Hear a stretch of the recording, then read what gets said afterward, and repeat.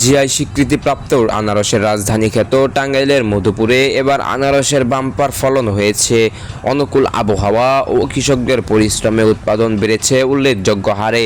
কৃষি বিভাগের আশা, চলতি মৌসুমে মধুপুরে প্রায় ১,০০০ কোটি টাকার আনারস বাণিজ্যের সম্ভাবনা রয়েছে।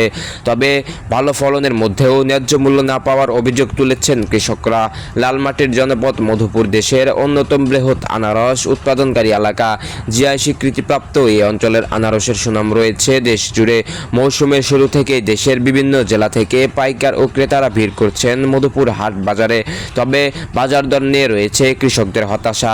২০২৫-২৬ অর্থ বছরে মধুপুর উপজেলায় প্রায় ৬,৬৮০ হেক্টর জমিতে আনারসের আবাদ হয়েছে। এই অঞ্চলে হাইনিকুইন, ক্যালেন্ডার ও MD2 জাতের আনারস বেশি চাষ করা হয়। কৃষি বিভাগের তথ্য অনুযায়ী এবার আনারস বিক্রি থেকে প্রায় ১,০০০ কোটি টাকার বাণিজ্যের সম্ভাবনা রয়েছে। কৃষক আলী হোসেন বলেন, এবার ফলন ভালো হলে উৎপাদনের তুলনায় ন্যায্য মূল্য পাচ্ছেন না তারা। গত বছর ৩ কেজি ওজনের একটি আনারস ৭০ টাকায় বিক্রি করলেও এবার একই আকারের আনারস বিক্রি করতে হচ্ছে ৩০ থেকে ৪০ টাকায়। একজন ক্রেতা জানান, তারা ১০ থেকে ১২ টাকা পিস ধরে আনারস কিনছেন। তবে বর্তমান বাজার ব্যবস্থায় কৃষক ও ক্রেতা দুই পক্ষেই পুরোপুরি লাভবান হতে পারছেন না। মধুপুর উপজেলা ভারপ্রাপ্ত কৃষি কর্মকর্তা আজমিনুর রাত্রি জানান, চলতি অর্থ বছরে প্রায় ৬,৬৮০ হেক্টর জমিতে আনারসের আবাদ হয়েছে।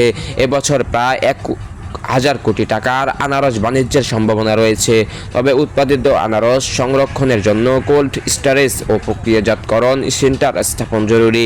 এতে আনারস নষ্ট হওয়া কমবে, কৃষকরা ন্যায্য মূল্য পাবেন এবং রপ্তানির সম্ভাবনা বাড়বে। বাম্পার ফলন ও ১,০০০ কোটি টাকার বাণিজ্যের সম্ভাবনায় মধুপুরের আনারস ঘিরে নতুন আশার সৃষ্টি হয়েছে। তবে কৃষকদের দাবি, উৎপাদনের পাশাপাশি নিশ্চিত করতে হবে ন্যায্য মূল্য ও আধুনিক সংরক্ষণ ব্যবস্থা। অমিত হাসান রবিন, টাঙ্গাইল নিউজ 24, টাঙ্গাইল।